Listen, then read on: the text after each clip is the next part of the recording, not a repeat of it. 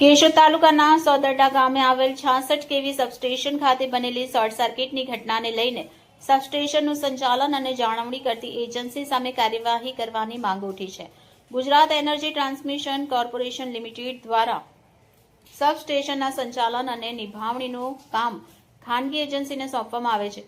આવી એજન્સીઓએ ટેકનિકલ લાયકાત અને અનુભવ ધરાવતા કર્મચારીઓની નિમણૂક કરવાની હોય છે. ગત 14 જાન્યુઆરીના રોજ સોદરડા 66 કેવી સબસ્ટેશન ખાતે શોર્ટ સર્કિટની ઘટના બની હતી, જેમાં ડ્યુટી ઓપરેટર સુમિતેન કંડોરિયા ગંભીર રીતે દાઝી ગયા હતા. તેમને પ્રાથમિક સારવાર બાદ વધુ સારવાર માટે રિફર કરવામાં આવ્યા. જેટકોના અધિકારીઓ દ્વારા કરવામાં આવેલ પ્રાથમિક તપાસ દરમિયાન ડ્યુટી ઓપરેટરે સલામતીના સાધનોનો ઉપયોગ કર્યા વગર તથા પોતાના કાર્યક્ષેત્રની બહારની કામગીરી કરતા બેદરકારી દાખવી હોવાનું સામે આવ્યું હોવાનું જણાવાયું છે. આ અંગે જેટકો દ્વારા સંબંધિત એજન્સીને નિયમ મુજબ કાર્યવાહી કરવા સૂચના આપવામાં આવી. આ મામલે કેશોદ રક્ષક સમિતિના કન્વીનર રાજુભાઈ પંડ્યાએ લેખિત રજૂઆત કરી સંબંધિત એજન્સીને બ્લેકલિસ્ટ કરવા તેમજ તેની સિક્યુરિટી ડિપોઝિટ જપ્ત કરવાની માંગ કરી છે. ફરિયાદમાં એવો પણ આક્ષેપ કરવામાં આવ્યો છે કે અગાઉ પણ સોદરડા સબસ્ટેશન પરથી પૂર્વ સૂચના વિના વીજ પુરવઠો બંધ કરવામાં આવતા ગ્રાહકોને ભારે હાલાકી ભોગવવી પડી હતી. ઉપરાંત અગતરાય સબસ્ટેશન વિસ્તારમાં પ્રી મોન્સૂન કામગીરી દરમિયાન કોઈ પૂર્વ જાણ કર્યા વગર વીજ પુરવઠો શરૂ કરી દેવામાં આવતા મોટી દુર્ઘટના સર્જાઈ શકી હોત.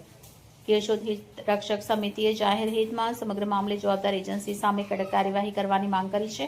હવે જેટકો દ્વારા આ મામલે શું પગલાં લેવાશે તેની પર સૌની નજર છે. Reporter Harsh Bada, A to Z news, Keshod.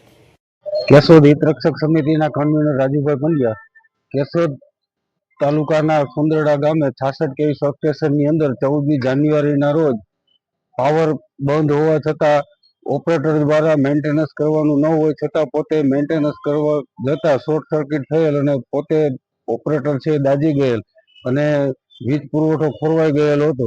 જે બેદરકારી દાખવવા બદલ અમોએ કેશોદ હિત રક્ષક સમિતિ દ્વારા જેટકોની ઉચ્ચ કચેરીઓની અંદર લેખિતમાં ફરિયાદ કરી અને જે એજન્સી આ કામ રાખવામાં આવેલ છે એજન્સીને સામે બ્લેકલિસ્ટ કરવાની કાર્યવાહી અને તેની ડિપોઝિટ છે જપ્ત કરવા માટે થઈ અને માગણી કરેલ છે.